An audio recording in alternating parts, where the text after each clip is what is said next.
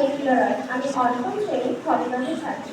আজ 26শে সেপ্টেম্বর ঈশ্বরচন্দ্র বিদ্যাসাগরের জন্মদিন উপলক্ষে আমি নারী শিক্ষা বিস্তারে ঈশ্বরচন্দ্র বিদ্যাসাগরের বিষয়ে কিছু বলতে চাই। ঈশ্বরচন্দ্র বিদ্যাসাগর 1820 খ্রিস্টাব্দে 26শে সেপ্টেম্বর মেদিনীপুর জেলার বীরসিংহ গ্রামে একটি দরিদ্র ব্রাহ্মণ পরিবারে জন্মগ্রহণ করেন। ওনার পিতার নাম ঠাকুরদাস বন্দ্যোপাধ্যায় এবং মাতার নাম ভগবতী দেবী। উনি 8 বছর বয়সে গ্রামের পাঠশালা থেকে পড়াশোনা শেষ করেন এবং পরবর্তীকালে বাবার সঙ্গে কলকাতায় সংস্কৃত কলেজে ভর্তি হন এবং সেখান থেকে স্নাতকোত্তর পাঠ করেন। ঈশ্বরচন্দ্র বিদ্যাসাগর নারী শিক্ষা বিস্তারে ভূমিকা। ঈশ্বরচন্দ্র বিদ্যাসাগর নারী শিক্ষা বিস্তারে প্রধানত দুটি লক্ষ্য ছিল। প্রথমত তিনি চেয়েছিলেন ঈশ্বরচন্দ্র বিদ্যাসাগর চেয়েছিলেন যে উনি যাতে প্রথমত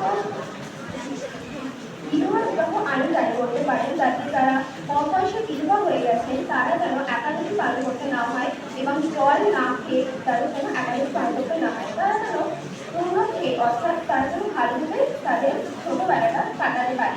দ্বিতীয়ত তিনি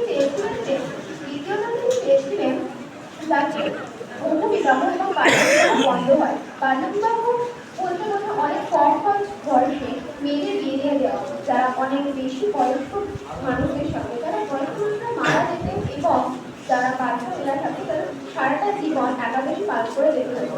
ঈশ্বরচন্দ্র বিদ্যাসাগর নারী শিক্ষার জন্য পুরো প্রচেষ্টা করেছিলেন। তিনি দক্ষিণবঙ্গের বিদ্যালয় পরিদর্শনের থাকাকালীন ওই তারা স্থাপন করেছিলেন এবং 100টি বাংলা স্কুল স্থাপন করেছিলেন। সেখানে এবং 1849 খ্রিস্টাব্দে প্রথম সাল যখন ফিমেল স্কুল প্রতিষ্ঠা করেছেন সেখানেও তিনি অনেক সাহায্য শিক্ষা। যখন ঈশ্বরচন্দ্র বিদ্যাসাগর যখন বালিকা বিদ্যালয়গুলি তৈরি করেছিলেন সেখান থেকে যখন সেই অনুদান সরকারের কাছে আসা বন্ধ হয়ে যায় তখন একটি তহবিল গঠন করেছিলেন।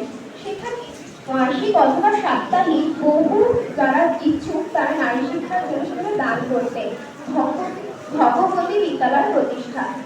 নিজের জন্মস্থান মেদিনীপুর জেলার বীরসিংহ গ্রামে ভগবতী বিদ্যালয় স্থাপন করেছে এবং তিনি ভগবতী বিদ্যালয় স্থাপন মায়ের পূর্ণ স্মৃতি রক্ষার্থে উপসংহার। উনি যুক্তির থেকে বেশি ধর্মশাস্ত্রে বিশ্বাসী ছিলেন। তিনি ধর্মশাস্ত্রেও বিশ্বাসী ওনাকে বলা হয় ঐতিহ্যবাহী আধুনিকতা।